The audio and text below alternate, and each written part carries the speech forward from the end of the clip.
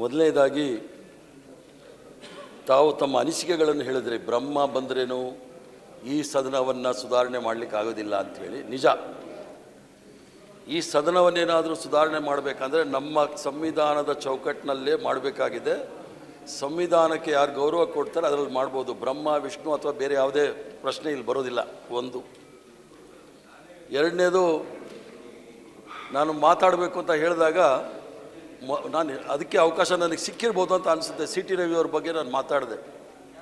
ನೋಡಿ, ಇದೆ C T ತಪ್ಪು ಅಭಿಪ್ರಾಯ ಸದನಕ್ಕೆ ಹೋಗಬಾರದು. ಸಿ ಟಿ ರವಿ ಅವರು ತಪ್ಪು ಮಾಡಿದಾರೋ ಅಥವಾ ಲಕ್ಷ್ಮೀ ಹೆಬ್ಬಾಳ್ಕರ್ ಅವರು ನಮ್ಮ ಮಂತ್ರಿ ತಪ್ಪು ಮಾಡಿದ ಅದ್ರ ಬಗ್ಗೆ ನಾನು ಹೋಗೋದಿಲ್ಲ. ಅದು ಚೇರ್ಮನ್ರಿಗೆ ಬಿಟ್ಟಿರ್ತಕ್ಕಂಥದ್ದು, ಅವ್ರ ತೀರ್ಮಾನ ಅಂತಿಮ.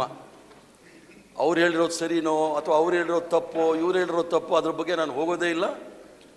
ಸದನದ ಗೌರವ ಅನ್ನೋದೊಂದು ಪ್ರಶ್ನೆ ಬರುತ್ತೆ. ನಾವೆಲ್ಲರೂ ಸಹ ಈ ಸದನದ ಸದಸ್ಯರು.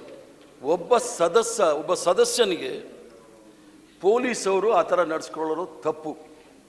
ಕಾನೂನಿನ ಚೌಕಟ್ಟಿನಲ್ಲಿ ಯಾವ ಕ್ರಮ ಬೇಕಾದ್ರೂ ತೆಗೆದುಕೊಳ್ಳಿ, ನಾವು ಸ್ವಾಗತ ಮಾಡ್ತೇವೆ.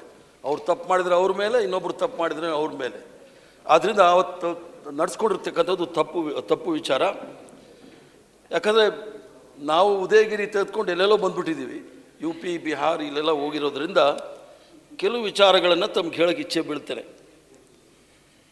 ಮಾತಾಡೋ ಸಂದರ್ಭದಲ್ಲಿ ಕೆಲವು ಸಮುದಾಯದವರಿಗೆ ಪೊಲೀಸ್ ಸ್ಟೇಷನ್ನಲ್ಲೇ ಬಿಟ್ಬಿಡ್ತಾರೆ. ಇದೊಂಥರ ಸ್ಟೀರಿಯೋ ಟೈಪ್ ನಾನು ಚಿಕ್ಕಂದಿನಿಂದ ನೋಡ್ಕೊಂಡು ಬಂದಿದ್ದೀನಿ. ಯಾಕಂದರೆ ನಾನು ABVP ವಿರುದ್ಧ ಎಲ್ಲ ಕಾಲೇಜು ಸ್ಕೂಲ್ಗಳಲ್ಲಿ ಎಲೆಕ್ಷನ್ ನಿಲ್ಲಿಸ್ತಾ ಇದ್ದವನು. ಒಂದು ಸ್ಟೀರಿಯೋ ಟೈಪ್, ಯಾವುದಾದ್ರೂ ಒಂದು ಅಲ್ಪಸಂಖ್ಯಾತರ ಸಮುದಾಯದ ಹೆಸರು ತೆಗೆದುಕೊಂಡು ಅದರ ವಿರುದ್ಧ ಮಾತಾಡ್ತಕ್ಕಂಥದ್ದು.